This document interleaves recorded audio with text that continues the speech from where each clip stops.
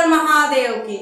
घृडेश्वर महादेव का प्रसिद्ध मंदिर महाराष्ट्र के संभाजी नगर के समीप दौलताबाद में स्थित है। यह ज्योतिर्लिंग 12 ज्योतिर्लिंग में से अंतिम ज्योतिर्लिंग है। इस ज्योतिर्लिंग को घुमेश्वर महादेव भी कहा जाता है। आइए इनकी कहानी जानते हैं और इनका दर्शन करते हैं। जय बाबा घुमेश्वर महादेव की। 12 ज्योतिर्लिंग में यह अंतिम ज्योतिर्लिंग है।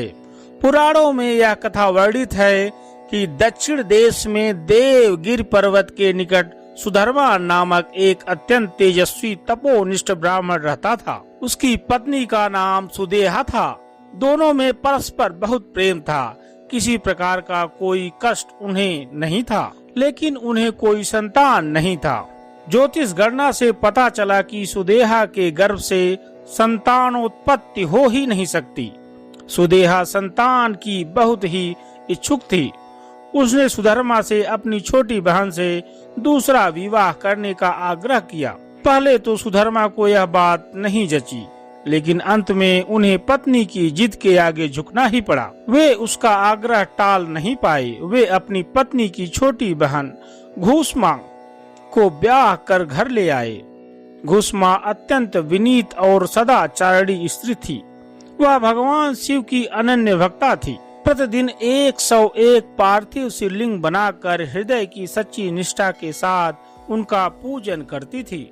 भगवान शिव जी की कृपा से थोड़ी ही दिन बाद उसके गर्भ से अत्यंत सुंदर और स्वस्थ बालक ने जन्म लिया। बच्चे के जन्म से सुदेहा और घुसमा दोनों के ही आनंद का पार न रहा। दोनों के दिन बड़े आराम से बीत रहे थे, लेकिन ना जाने कैसे थोड़े ही दिन बाद सुदेहा के मन में एक विचार ने जन्म ले लिया। वह सोचने लगी, मेरा तो इस घर में कुछ है ही नहीं, सब कुछ घुसमा का है।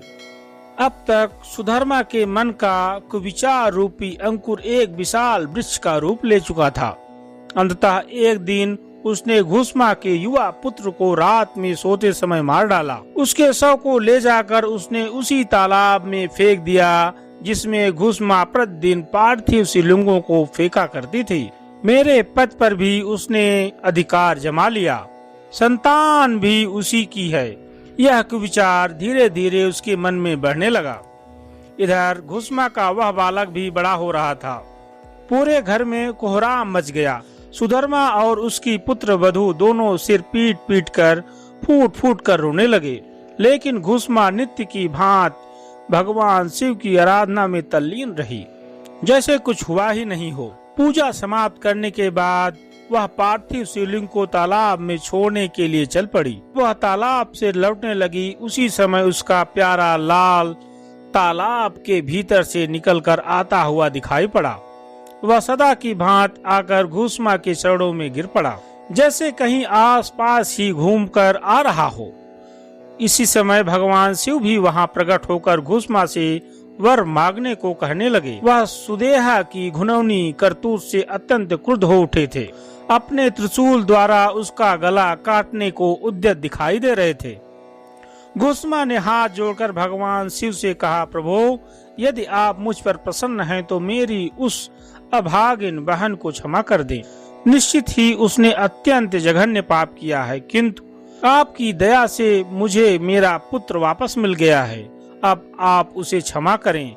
और प्रभु, मेरी एक प्रार्थना और है। लोक कल्याण के लिए आप इस स्थान पर सर्वदा के लिए निवास करें। भगवान शिव ने उसकी ये दोनों बातें स्वीकार कर ली।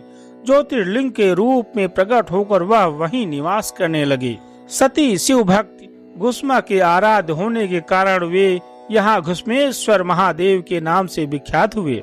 घुसमेश्वर ज्योतिर्लिंग की महिमा पुराणों में बहुत विस्तार से वर्णित की गई है। इनका दर्शन लोक परलोक दोनों के लिए अमोघ फलदायी है। महाराष्ट्र में औरंगाबाद के नजदीक दौलताबाद से 11 किलोमीटर दूर घृडेश्वर महादेव का मंदिर स्थित है। यह 12 ज्योतिर्लिंग में सबसे अंतिम ज्योतिर्लिंग है। कुछ लोग इसे घुसमेश्वर के नाम से भी पुकारते हैं। बौद्ध भिक्षुओं द्वारा निर्मित एलोरा की प्रसिद्ध गुफाएं इस मंदिर के समीप ही स्थित हैं। इस मंदिर का निर्माण देवी अहिल्याबाई होलकर ने करवाया था। शहर से दूर स्थित यह मंदिर सादगी से भरपूर है। इसे घृष्मेश्वर, घृष्णेश्वर या घृष्णेश्वर भी कहा जाता है। जय बाबा घृष्णेश्वर महादेव तो की। देखा भाइयों और बहनों, आप सभी को बाबा घृष्णेश्वर महादेव का दर्शन करके कैसा लगा? आप भी एक बार अवश्य ही अपने जीवन में बाबा जी का दर्शन करने के लिए आइए और सभी पाप धुल जाएंगे। जय बाबा घृष्णेश्वर महादेव।